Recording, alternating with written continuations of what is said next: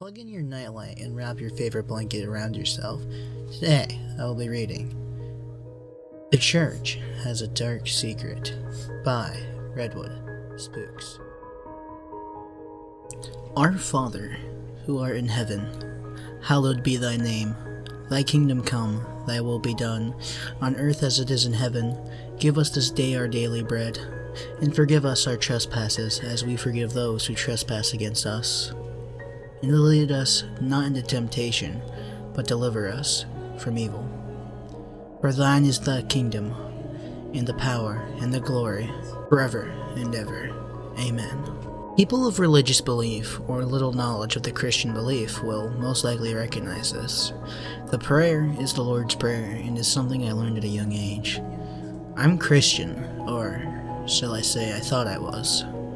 While growing up, I had a pretty normal life. My family was middle class, so we never struggled for much due to my father having, a well-paying job. Weirdly, I was never told about the job besides that my father worked at the local church. I have been going to the church since I was the age of 4. My father would sometimes take me to work, but when I'd go, he would just let me wander around the church. It was beautiful. The glass-stained windows, the beautiful wooden benches, and the altar were all so amazing to me. I loved the place. I always had the feeling of safety and felt like I was being hugged by God. As a young child, I loved to run around and play around the church. This wouldn't usually be for long, because the church had always so many helpers in it, and they would send me back to the main hall. I made plenty of friends in the church. Sadly, my father never let me get close to them, or play with them outside of the church. There was one time, me and another kid had a play date, but my father told me the kid's mom wanted me to leave. He never explained why. While growing up, public school wasn't an option for me. My parents, they didn't believe in it. They sheltered me massively. I wasn't really allowed to leave the house unless it was to go to church. When I was coming of the age of 16, I was becoming really rebellious. I'd constantly sneak out of the house to go anywhere. The streets felt like freedom, even if I didn't know where I was going.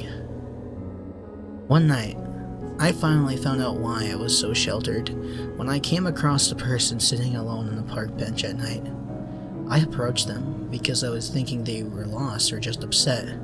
I'm a church boy, what do I have to say? Love thy neighbor. When I approached the person, I discovered they were homeless. They were sitting up the bench to sleep on. I said hello to them. The man and me, we chatted for a while as he made his bed, not making eye contact with each other. Before I left, the man set up his bed and turned around to face me and give me a handshake goodbye. The man stood, and I watched as he froze in fear. He pointed to my head and screamed and called me a devil. I told him that was very rude that he would call me a devil due to my horns. No one has ever commented on my horns before. I was told I just have a medical condition and I go on night walks to let them get air because I'm always forced to wear a hat because I was told it was impolite to let them loose. The man became violently angry with me and told me, I know who you are. You are that boy from that strange church. I told him I didn't know what he is talking about. The church I go to is perfectly fine. The man told me I was crazy and that I needed to get the fuck away from him or he will force me to get away. I told him I don't know what he is talking about. The church I go to is perfectly fine. I told him to let me put on my hat, and that I was sorry for bothering him.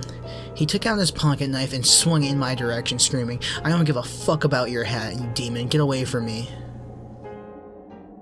I blacked out. I awoke in my bed, covered in blood. The blood wasn't mine. Amazingly, I didn't even have a scratch on me. I went down to talk to my parents, and they had letters tethered to a string across the kitchen spelling out, Happy Birthday. My mom was holding a plate of cookies when she saw me. She dropped them, and the cookies and the plate smashed against the hardwood floor. My mom screamed with tears for my father that was sitting in his chair at the table to look at me. My mom then rushed up to me, grabbing me, asking me if I was hurt. I told her no. She told me thank God, but then her speech became slow. Honey, Whose blood is that on you? I told her what happened the night before, and she and my father both took me to the church. I was scared. My heart was racing. They brought me inside and brought me to the priest. He said there was no time, that we had to go to the basement. We all went to the basement of the church. I recognized the door he brought me to from when I was younger. It was a room my dad would go into with the priest to do their work. When we headed down the stairs, the mood changed. Everything felt darker and evil. The priest seemed sinister. We made it down the stairs leading into the basement. Oh god, the place was covered in blood. There was some demonic altar in the middle of the room, and there was cages full of starving and dead children. They whispered to me for help. I recognized one from my childhood. It was the kid I went to have a play date with. But he was older and now weak.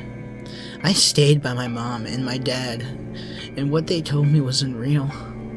They explained to me that I am not their real son, and that I was adopted and to be used as a vessel for a demon named Abaddon, and to be a ruler of Earth, and to take over and topple the world's government. I told them they were crazy and to stay away from me. They held me down and strapped me to a table, and began to chant in Latin. I have no clue what they were saying. They took my old friend out of one of the metal cages hung from the roof, and forced him over a bowl. They slit his throat and drained his blood. I watched as his eyes filled with tears, and then faded. They forced me to drink the blood, and they began to light candles all around me. Dark smoke filled the room and entered me. I blacked out and awoke to everyone decapitated on the floor.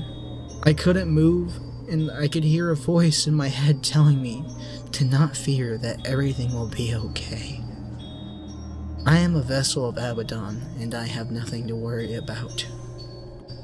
He told me we have work to do, and that the world will be ours, and we will find a way to release my brothers from the abyss.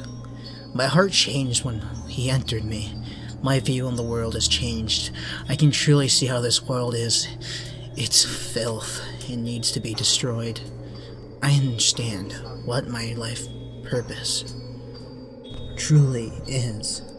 Thank you for listening. If you guys like the video, like and subscribe or share.